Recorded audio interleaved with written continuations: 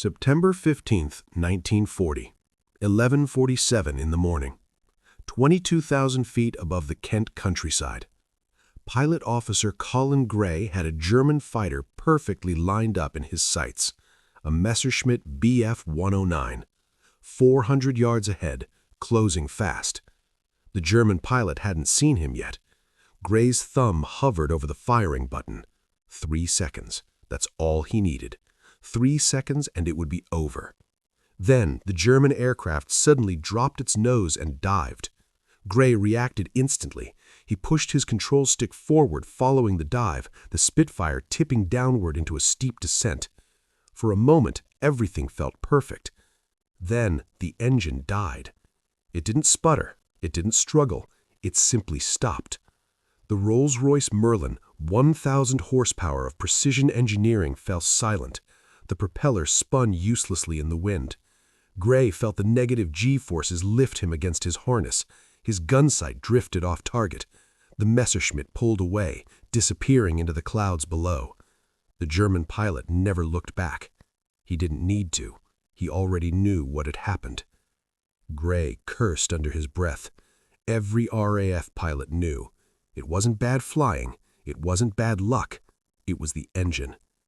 2 seconds later, the Merlin coughed back to life. Fuel surged again. The propeller bit the air. Power returned. But the moment was gone. Another kill lost. Not to enemy skill, but to British engineering. Gray landed 20 minutes later at RAF Biggin Hill. Same routine, same report. He wrote it quickly, almost mechanically. Engine cut out during negative G maneuver. Duration approximately 2 seconds. Enemy aircraft escaped. It wasn't the first time. It wouldn't be the last. His report joined thousands of others. By the end of the Battle of Britain, there would be over 2,300 recorded engine failures just like his. 2,300 moments where British pilots were helpless in the sky. 2,300 chances for the enemy to escape or to kill. The RAF knew the problem. They had known it for years. What they didn't have was a solution. The flaw was simple.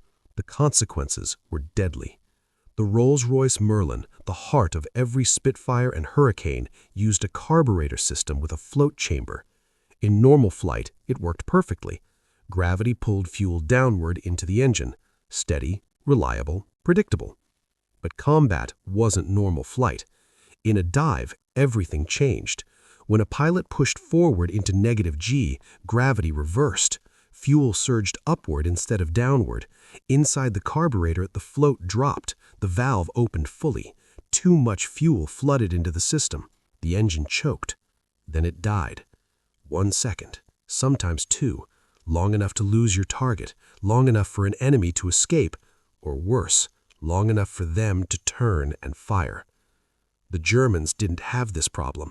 Their Messerschmitt Bf 109 used a completely different system, direct fuel injection, no float chamber, no flooding.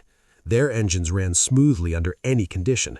They could dive vertically, fly inverted, pull negative G for as long as they wanted. The engine never failed. German pilots figured this out quickly, and they used it. If a British fighter got behind them, they didn't turn, they didn't climb, they dove straight down. They knew the Spitfire would follow. They also knew what would happen next. The British engine would cut out. For a moment, the RAF pilot would be helpless, and in that moment, the fight was over. The Germans had a name for it: the English disease. Fighter Command knew. Engineers knew. Reports had been written as early as 1937. Solutions had been proposed, but nothing changed. The Air Ministry had other priorities: production schedules, budget limitations, bureaucratic delays. Then came the Battle of Britain. Between July and October 1940, RAF pilots reported engine failures in nearly half of all diving attacks, almost 50%. Squadron commanders estimated that dozens of pilots, possibly over 100, were killed because of it. Not because they were outflown, not because they made mistakes, because their engines failed at the worst possible moment. Rolls-Royce was already working on a long-term solution, a redesigned fuel system, pressure carburetors, something closer to German fuel injection. Estimated completion? 1943. The RAF didn't have 3 years. They barely had 3 months. The file landed on a desk in November 1940, a desk inside a laboratory in Farnborough, the Royal Aircraft Establishment. The person reading it was someone most RAF pilots had never heard of. Her name was Beatrice Shilling, Principal Technical Officer, Carburetor Specialist, and the only woman engineer in her department. She read the reports carefully: pilot testimonies, maintenance logs, failure statistics. Patterns emerged quickly. She understood the problem within days. Fixing it would take longer, but not much longer. Shilling wasn't supposed to be here. She wasn't supposed to be solving life and death problems for fighter pilots. She was born in 1909 in a small town in Hampshire. Her father was a butcher. Girls from families like hers weren't expected to become engineers. They became secretaries, shop assistants, nurses. But Shilling had never followed expectations. At 14, she bought a broken motorcycle, not to ride it, to understand it. She took the engine apart piece by piece, studied every component, rebuilt it from scratch, and made it better. Years later, she raced that same motorcycle at Brooklands, over 100 miles per hour on concrete banking. She earned a gold star from the British Motorcycle Racing Club. Only a handful of women ever had. Racing taught her something textbooks couldn't: how engines behaved under stress, how they failed, and how to fix them. Now she was staring at an engine that was failing in combat and killing pilots. The problem wasn't complicated. Too much fuel during -G. So the solution, she realized, wasn't complicated either. Reduce the fuel flow. Not completely, just enough to prevent flooding. Enough for full power, but not enough to choke the engine. It didn't require a complete redesign. It didn't require years. It required something much simpler: a small device, a restriction, a control point. Something that could be installed quickly. Something that would work immediately. By January 1941, Shilling had an idea: a brass disc, small enough to fit inside the fuel line, with a precisely measured hole in the center. The hole would limit how much fuel could pass through, even under -G, even in a dive. The engine would still run, but it wouldn't flood. She built the first prototype herself, tested it, then tested it again. 17 different hole sizes, 6 weeks of calculations, bench testing, engine simulations. Finally, she found the correct size: 0.04 inches. Small enough to prevent flooding, large enough to maintain full power. On the test bench, the results were perfect. Engine failures dropped from seconds to fractions of a second. So brief they didn't matter. But the test bench wasn't the sky. And Shilling knew one thing: if she was wrong, someone would die. The problem now wasn't the design. It was permission. Installing an unauthorized modification on an RAF aircraft wasn't a small mistake.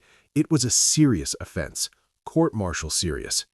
The Air Ministry had procedures for everything: testing phases, review boards, approval chains, paperwork that could take months, maybe longer. Shilling didn't have months. Pilots were dying now, every day, every patrol, every dive. So she faced a choice: follow procedure or fix the problem. On March 17, 1941, she made her decision. She loaded her motorcycle with tools and a handful of brass restrictors. Then she rode 40 miles across the English countryside. Cold wind, wet roads, a war happening overhead. Her destination? RAF Biggin Hill, one of the most active fighter stations in Britain. The airfield was already alive when she arrived. Engines running, ground crews moving fast between aircraft, pilots climbing into cockpits, morning patrols preparing to take off, everything moving with urgency because every minute mattered. Shilling didn't report to an office. She went straight to the hangars, found the man she needed: Sergeant Harris, chief mechanic, 16 years of experience working on Merlin engines, a man who understood machines better than most engineers. She showed him the brass disc. explained the problem, then explained her solution. Simple, direct, no jargon, no theory, just physics. Harris turned the small piece of metal over in his oil-stained fingers, looked at it carefully. "This is it?" he asked. "That's it. This is supposed to fix everything? It should." "Should?" It worked in every test. Harris didn't smile. "Tests aren't combat." "I know. That's why you're here." He looked out across the airfield. Spitfires lined up, pilots preparing for another mission. Young men, most of them barely out of training. Some wouldn't come back. He knew that. He'd seen it happen too many times. "I've lost 11 pilots," he said quietly. "Engine cutouts." He paused, then nodded. "If this works, I don't care who approved it." They chose the aircraft, a Spitfire scheduled for immediate patrol. Shilling watched as Harris opened the engine panel, moved quickly, efficiently, like a man who had done this 1,000 times. The fuel line exposed, the restrictor fitted, welded into place. Less than 2 minutes, that was all it took. 2 minutes to change everything. The pilot didn't know it. He wasn't told. That was deliberate. If anything went wrong, if the engine failed, if the aircraft went down, Shilling wanted the responsibility to be hers, not his. Flight Lieutenant Alan Deere, one of the most experienced pilots the RAF, New Zealander, multiple victories, survivor of crashes, collisions, and combat, also a pilot who had reported engine failure more than once. He climbed into the cockpit at 07:15, ran through his checks. Nothing unusual. Everything looked normal, sounded normal, felt normal. Shilling stood at the edge of the airfield, watching, waiting, trying not to think about what could go wrong, because there was a lot that could go wrong. If the restrictor blocked too much fuel, the engine could starve. If the weld failed, fuel could leak. If her calculations were off, even slightly, the engine could fail at altitude and Deere would fall out of the sky. The Merlin engine roared to life, smooth, powerful. Deere taxied forward, lined up, opened the throttle. The Spitfire accelerated, lifted, climbed, and disappeared into the gray sky. Then came the waiting, the longest part, the hardest part. Minutes felt like hours. Shilling paced near the runway, checked her watch again and again and again. She tried to calculate fuel consumption, patrol time, flight patterns, anything to stay focused, anything to avoid thinking about the worst. At the 1-hour mark, Harris brought her tea. She took it, didn't drink it. Her hands were steady, her stomach wasn't. "Harris is a good pilot," he said quietly. "He'll test it properly." She nodded. That was exactly why she had chosen him. If the restrictor worked, he would push it. If it didn't, he would find out fast. 90 minutes passed. The patrol should be ending. Deere should be turning back if everything was normal, if nothing had gone wrong, if he wasn't already gone. Then a speck appeared in the sky, small, distant, moving towards the airfield. Shilling saw it first, didn't say anything, just stared. The shape grew larger, a single aircraft. No smoke, no visible damage. It descended, touched down smoothly, taxied to dispersal. Engine shut off. Deere climbed out of the cockpit, and he was smiling. Not the usual tired relief, not the quiet tension after a patrol. This was different. This was excitement. Harris reached him first. "Any problems with the engine, sir?" Deere pulled off his helmet. "Problems," he said. That was the best the Merlins ever run. He had encountered German fighters, 2 Bf-110s over the channel. They saw him, turned, then dove. Standard tactic, the move that always worked. Deere followed them, full -G, straight into the dive, the moment that should have killed his engine, but it didn't. The Merlin kept running, full power, no hesitation, no stutter, nothing. He closed the distance, 150 yards, fired, hit one of them, watched pieces break off the aircraft. The German limped away, trailing smoke. It was the first time in months he had successfully attacked in a dive, the first time the engine hadn't betrayed him. "I don't know what you did, but I want it in every aircraft." Harris glanced at Shilling. Shilling didn't say anything, just looked down, quiet, controlled. But inside, everything had changed. Within 48 hours, Biggin Hill installed the restrictor in every aircraft. No paperwork, no approvals, just results. Pilots reported the same thing. No engine cutouts, full power in dives, attacks completed, kills confirmed. And then the news spread, fast. across fighter command, from one airfield to another, from one squadron to the next. What did Biggin Hill do? How do we get it? Why are their engines not failing? Within days, everyone wanted the answer. And for the first time, the Air Ministry noticed. The Air Ministry found out within a week. Shilling expected backlash. She expected anger, questions, accusations, maybe even charges. Instead, she got a phone call. Air Vice Marshal Keith Park, commander of 11 Group, the man responsible for defending London. His voice was direct, calm. "Miss Shilling," he said, "I've read the combat reports." A pause. "I'm told you're responsible." Shilling didn't try to soften it. "Yes, sir." Another pause. Then, "How fast can you install this in every aircraft?" She blinked. That wasn't the question she expected. She ran the numbers in her head.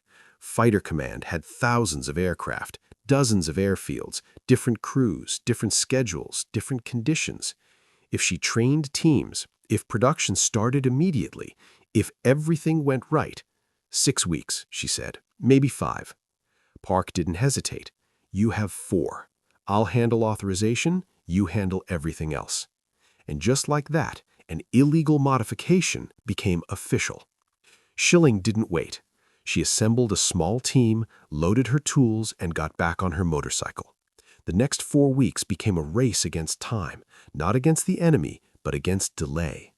She moved from airfield to airfield, Biggin Hill, Hornchurch, Kenley, Tangmere, Northolt, Manston, one after another.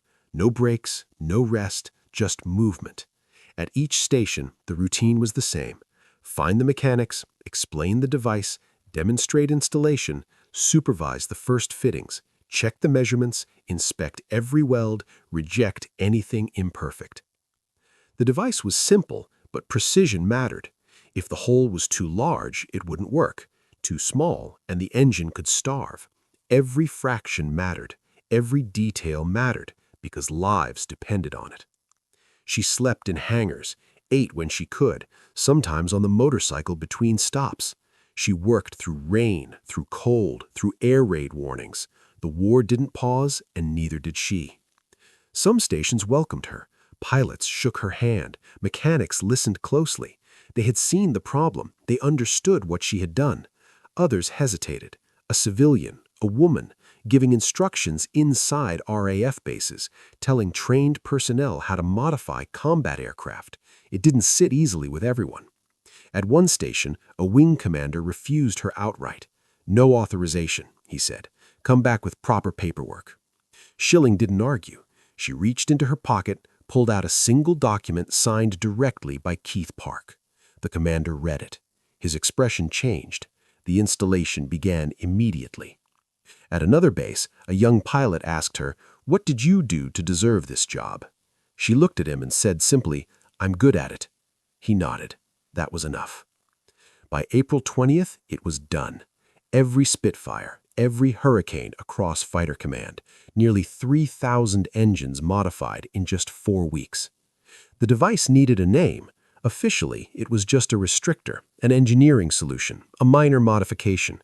But the pilots gave it a different name, one that stuck and spread through the RAF. Crude, unforgettable. Miss Shilling's orifice. She didn't mind.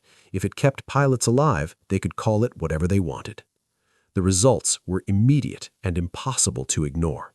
Before the restrictor, engine failures in dives were over 40%. After the restrictor, less than 1%. The kill-to-loss ratio shifted dramatically in the RAF's favor. Pilots felt it immediately. The hesitation disappeared. The fear of diving vanished. They could fight properly again. One pilot described it simply, "It's like flying a different aircraft." Before, every dive was a gamble. Would the engine hold or would it die? After, there was no doubt. Push forward, commit, attack. Douglas Bader changed his tactics completely. No hesitation, full aggression. Johnny Johnson, who would become the RAF's top ace, later said, "I never even experienced the problem. It was already fixed when I arrived." That's how fast it happened. That's how complete the change was. Even the Germans noticed. Their reports began to mention something strange. British fighters weren't breaking off dives anymore. They were staying in the fight, pressing attacks, closing distance. The old tactics stopped working. The English disease was gone. By May 1941, German manuals quietly removed the tactic entirely. No announcement, no explanation, just gone. One small piece of brass erased a tactical advantage across an entire air war. The restrictor remained in use for years, even after better systems were developed, because it worked. It was simple, reliable, trusted. It cost less than £1 to produce, but its value was measured in lives. Thousands of pilots came home because their engines didn't fail, because someone refused to wait. After the war, Shilling received recognition, an OBE, a ceremony, a handshake from the king. But she never treated it like something extraordinary. To her, it was just engineering. A problem, a solution, that's all. She kept working, solving problems, improving systems quietly and consistently. She never chased fame, never demanded credit, never needed it. Because the real result wasn't a medal, it wasn't recognition. It was something far more important. Pilots who survived, families that stayed whole, lives that continued because one woman chose to act. In March 1941, Beatrice Shilling had a choice. Follow the rules, wait for permission, do everything the right way while men kept dying, or break the rules, take the risk, and fix the problem immediately. She chose to act. And in doing so, she didn't just fix an engine, she changed the outcome of every fight that followed. One woman, one motorcycle, one small brass washer, and the courage to act when everyone else was still waiting.